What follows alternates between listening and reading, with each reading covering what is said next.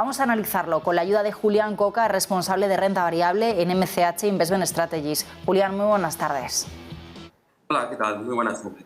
Bueno, ¿cómo has visto ese dato de inflación en Estados Unidos, dato clave de la jornada y de la semana, y esa reacción en el mercado, esa subida de la renta variable y de la tecnología, recuperando parte del terreno perdido en las últimas jornadas, y esa corrección, ¿no?, en la rentabilidad de los bonos, esa pequeña bajada en el rendimiento?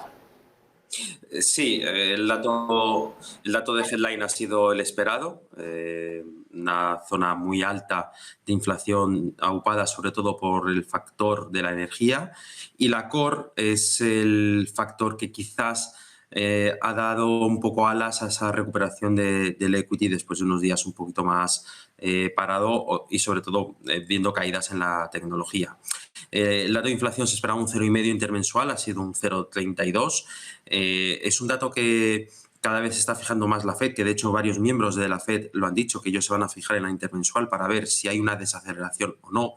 Y es cierto que el dato de la intermensual pues ha sido bastante por debajo de lo esperado, pero esto no va a cambiar la película para la Fed, en nuestra opinión. Hay que tener en cuenta que el 0,3 se ve impactado negativamente por la caída de los precios de los coches usados, que es el componente que más subió durante el año pasado y que en el mes de marzo pues, ha tenido caídas de casi el 4%. Él solo ha restado 20 básicos a ese dato intermensual de la parte de más core de la inflación en Estados Unidos. El resto de componentes han ido al alza. De hecho, estamos viendo como la parte de servicios está ganando cada vez más peso en la core americana, a costa también un poco pues, de la caída en la parte de bienes, excluida la energía. Es todo algo normal dentro de la reapertura económica después del COVID. Una vez que se van eliminando todas las restricciones, la gente, pues estamos viendo caídas en productos más de estar en casa y de comida en casa, y subidas en precios de viajes y de comer fuera de casa. Pues eso se va trasladando, y lo que va a hacer, en nuestra opinión, es compensar más pronto que tarde esas caídas en los precios de los coches usados. Por lo tanto, como decimos, la Fed no va a cambiar no va a cambiar su discurso. El dato, pues desde luego, sigue siendo muy alto, y lo más probable es que en mayo veamos esa subida de 50 puntos básicos y la reducción de balance.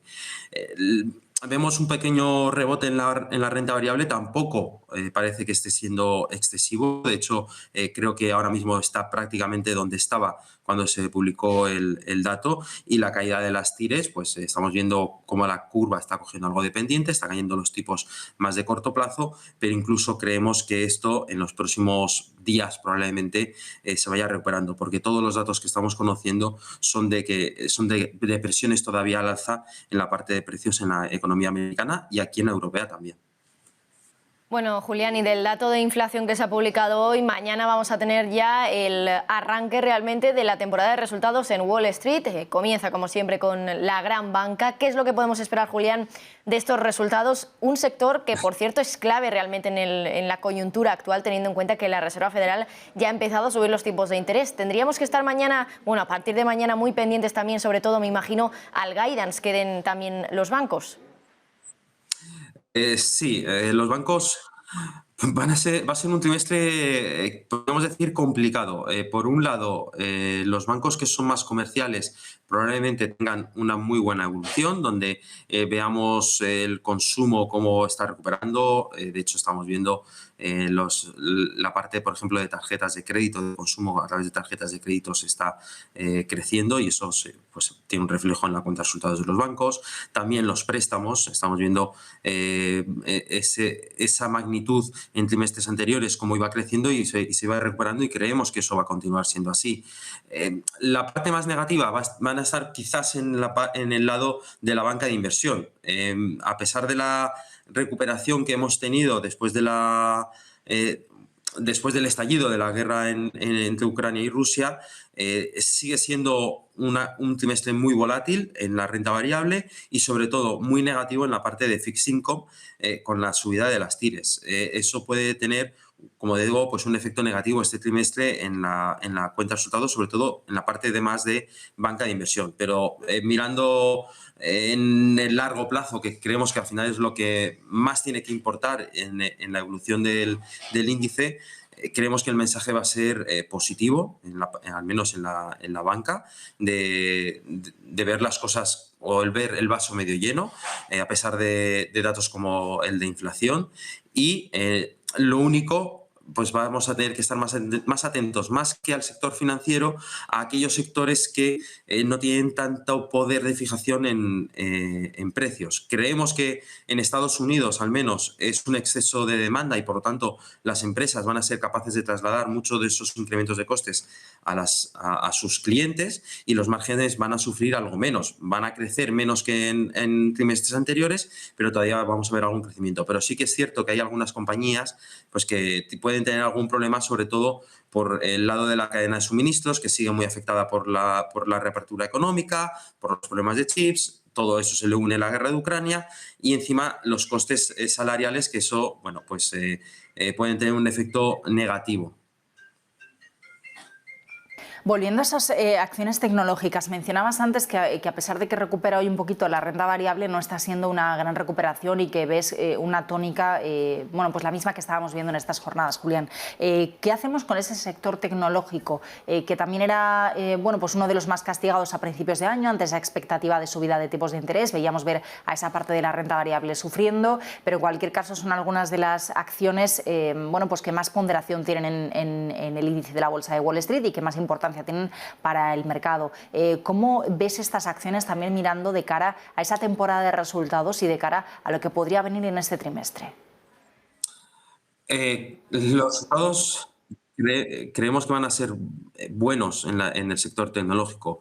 El negocio continúa. Lo que hemos visto ha sido un ajuste de las valoraciones. No se ha producido una caída a nivel índice o a nivel de grandes compañías por una pérdida de negocio, sino que se produce una compresión de márgenes porque estaban cotizando unos múltiplos muy altos en un entorno con tipos muy bajos. Ahora que los tipos están más altos, la curva, bueno, pues la tenemos en el 2,80, que llega a marcar el 10 años en el día de hoy, y el PER de las tecnológicas en niveles muy altos, pues simplemente se produce esa compresión. Pero nos encontramos ahora mismo un sector tecnológico a nivel global, tanto en Estados Unidos como en Europa, donde los beneficios siguen creciendo, de hecho crecen más que la pandemia, y estás cotizando unos ratios parecidos a los del COVID, o incluso en algunos momentos en algunas compañías por debajo del mínimo del COVID, lo cual,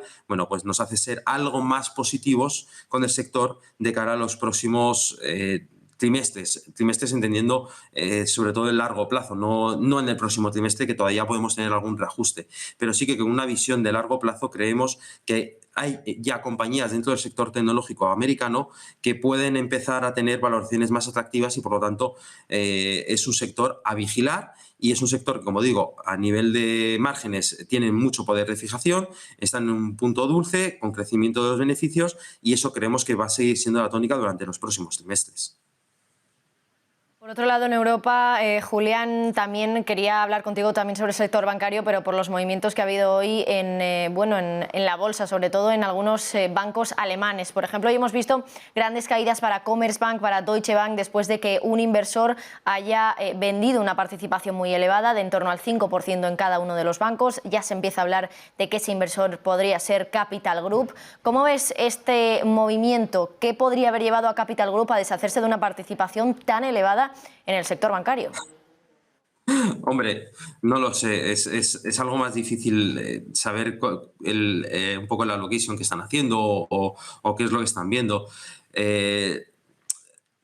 Nosotros lo que vemos es que el sector financiero europeo está también en un momento muy parecido al que vivió el sector financiero americano hace 5 años, recuperación de beneficios, liberando provisiones que ya lo has hecho y todavía tienes algunas que liberar, y vas a tener, por lo tanto, un incremento de tu beneficio y una expansión de tus múltiplos. Es algo que ya habíamos visto a principios de año.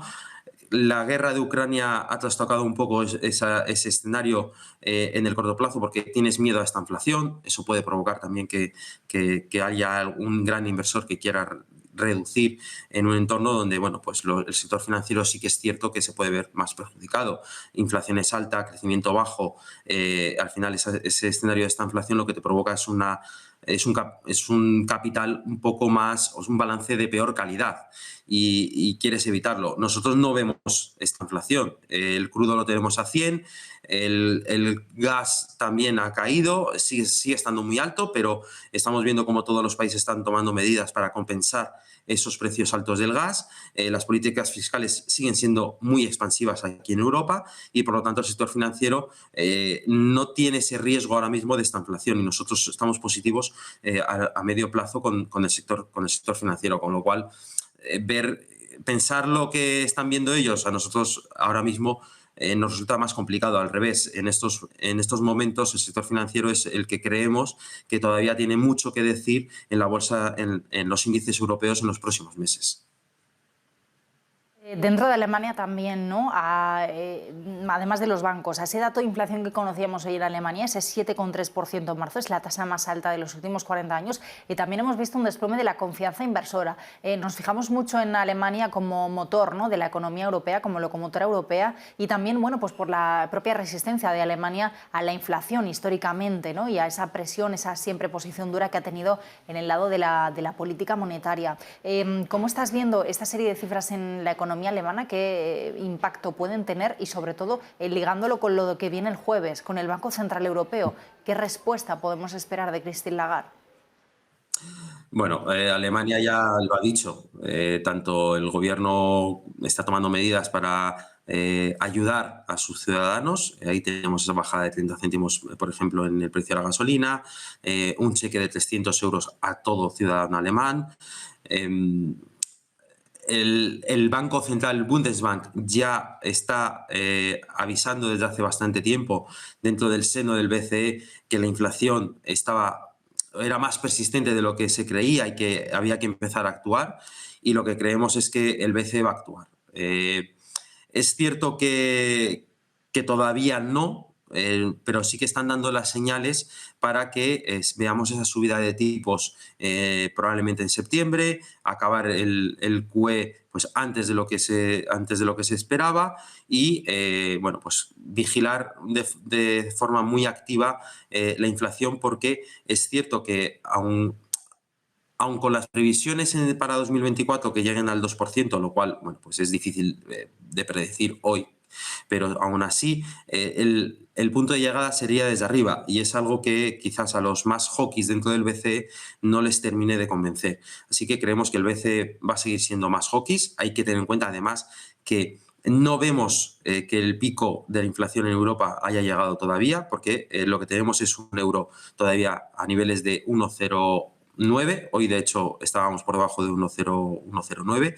Eso es más inflación para Europa, más costes para la importación, somos más dependientes de la energía y hay un tema que todavía no está, pero que ya en Alemania lo estamos viendo y que de hecho, el Bundesbank bueno, pues lo ha comentado en varias ocasiones, y es esos efectos de segunda ronda en la inflación. Empezamos a tener revisiones salariales en Europa que, bueno, pues van a intentar alcanzar un poco, al menos, la inflación que estamos teniendo.